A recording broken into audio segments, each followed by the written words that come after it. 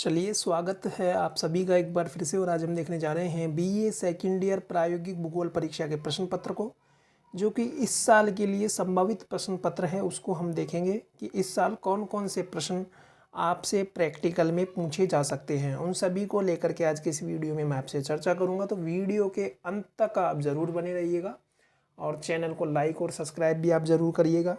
तो देखते हैं हम कि बीए सेकंड ईयर के लिए इस साल के लिए कौन कौन से प्रश्न प्रैक्टिकल एग्ज़ाम के लिए इम्पोर्टेंट बन रहे हैं। यदि आप बीए सेकंड ईयर में हो और प्रिज्म कंपास सर्वे आपके चलता है, तो आप किसी भी यूनिवर्सिटी से हो तो आप इस प्रश्न पत्र को निश्चित रूप से देख करके जाइएगा। बीए सेकंड ईयर में प्रैक्टिकल एग्जाम में ये प्रश्न आपसे पूछे जा सकते हैं और ये ही प्रश्न आपको थ्योरी के पेपर में देखने को मिलेंगे, जो आपके बीए पार्ट सेकंड ईयर में प्रैक्टिकल एग्जाम में होगा। ठीक है, अब देखते हैं हम प्रश्नों की ओर चलते हैं। सबसे पहले मैंने 2024 के लिए कुछ संभावित प्रश्न आपको दिए हैं। इसमें लगभग 7 से 8 प्रश्न ही मैंने आपको दिए हैं, जो अक्सर एग्जामिनर के द्वारा पूछ लिए जाते हैं। और यदि आप इस प्रश्न पत्र को देखकर जाते हैं तो आपका प्रैक्टिकल बहुत अच्छा जाने वाला है और प्रैक्टिकल में आपको अच्छे नंबर मिलने वाले हैं। तो चलते हैं हम प्रश्नों की ओर।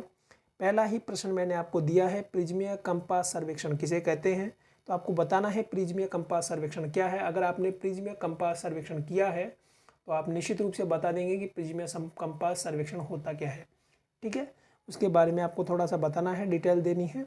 इसके बाद में नेक्स्ट प्रश्न मैंने आपको दिया है, सर्वेक्षण के दौरान साउल चिमटे का उपयोग, क्या उपयोग इसको किया जाता है, क्या उपयोग में इसको लिया जाता है साउल चिमटे को। तो देखिएगा, सर्वेक्षण के दौरान हम प्लेन टेबल हो या कोई सा भी सर्वे हो, उसके दौरान हम केंद्र निर्धारित करने के लिए या सेंटर रेखा निर्धारित करने के लिए हम साउल चिमटे का उपयोग करते हैं। ये एक धागे के समान लटका हुआ इसके अंदर रहता है, एक पिंड नीचे की तरफ।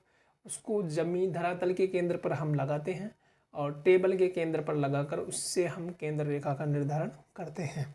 इसके बाद में नेक्स्ट प्रश्न मैंने आपको दिया है, प्रक्षेप की परिभाषा देते हुए इसके प्रकारों को नाम भी आपको बताने हैं। तो प्रक्षेप देखिए, प्रक्षेप ये होता है, प्रक्षेप में आपको प्रक्षेप की परिभाषा देनी है और इसमें 2-4 विद्वानों के अनुसार आप परिभाषा रट करके जाइएगा। जैसे मोका हाउस है, इरविन रेंज है, जेके स्टीयर्स है, इसके अनुसार आप परिभाषा को रट लीजिएगा, क्योंकि एग्जामिनर के द्वारा कई बार विद्वानों के अनुसार भी परिभाषा पूछ ली जाती है। ठीक है, इसके बाद में नेक्स्ट प्रश्न है, निम्नलिखित विवरण के अनुसार।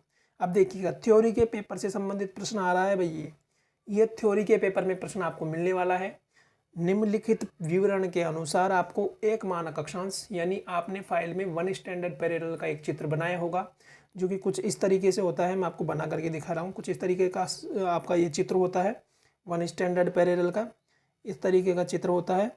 आपने निश्चित रूप से फाइल में बनाया होगा और ये इस तरीके से चित्र होता है। तो इसके बारे में यहाँ बात की जा रही है। तो इसके बारे में आपसे पूछा जा रहा है कि ये एक मानक अक्षांश वाला साधारण शंकु प्रक्षेप आपको बनाना है। ये प्रश्न में आपको वहाँ थ्योरी में मिलेगा और इसका मानक अक्षांश भी आपको दिया हुआ रहेगा, क्षेत्र का विस्तार भी आपको दे रखा है और अंतराल भी आपको दे रखा है। इन सब आंकड़ों को लेते हुए आपको एक मानक अक्षांश वाले साधारण शंकु प्रक्षेप की आपको रचना करनी है। अब देखिएगा, आपको क्या क्या दे रखा है।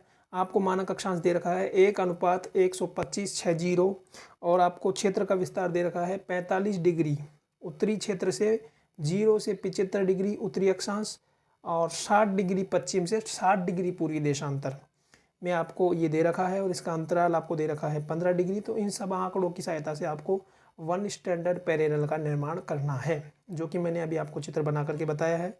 कुछ इस तरीके से बनेगा ये चित्र। इस तरीके से जब आप स्केल से बनाएंगे बिल्कुल, तो आपका चित्र बिल्कुल ऑथेंटिक बनेगा, जो कि कुछ इस प्रकार से होगा। आप देख लीजिएगा, आपको इस तरीके से मिलेगा ये चित्र, ये कुछ इस तरीके से मिलेगा। ठीक है, तो आप बना लीजिएगा इसको। वहाँ आप इसको निश्चित रूप से पढ़ करके जाइएगा। आपने फाइल में भी बनाया है तो आप वहाँ से जा करके इसको पढ़ लीजिएगा। इसके बाद में बॉन प्रक्षेप की विशेषता को आपको बताना है। नेक्स्ट प्रश्न है, बॉन प्रक्षेप क्या है। बॉन प्रक्षेप को आपको बनाना है, बॉन प्रक्षेप के बारे में आपको पढ़ करके जाना है। फिर आपको नेक्स्ट प्रश्न दिया है, निम्नलिखित आंकड़ों की सहायता से वृत्त आरेख की रचना करो। अब देखो, भूमि का वर्गीकरण आपको दे रखा है, क्षेत्रफल दे रखा है। इन दोनों के आधार पर आपको एक पाई डायग्राम आपको बनाना है, जिसमें आपको क्षेत्र के अनुसार उसको दर्शाना है। ये क्षेत्रों के आंकड़े भी आपको यहाँ दे रखे होंगे। इसके बाद में नेक्स्ट प्रश्न मैंने आपको दिया है, एक कक्षा के 10 विद्यार्थियों के द्वारा प्राप्तांकों की निम्नलिखित सारणी। ये प्राप्तांकों की निम्नलिखित सारणी है, आप देख सकते हैं, ये रही।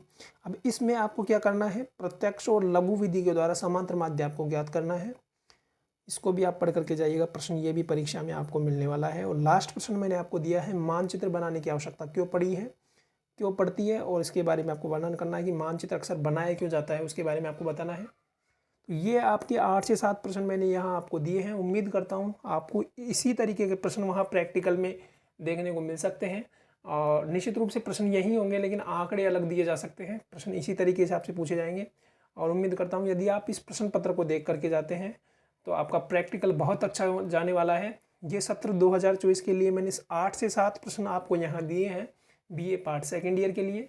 और जब तक के लिए मुझे दीजिए इजाज़त। नमस्कार।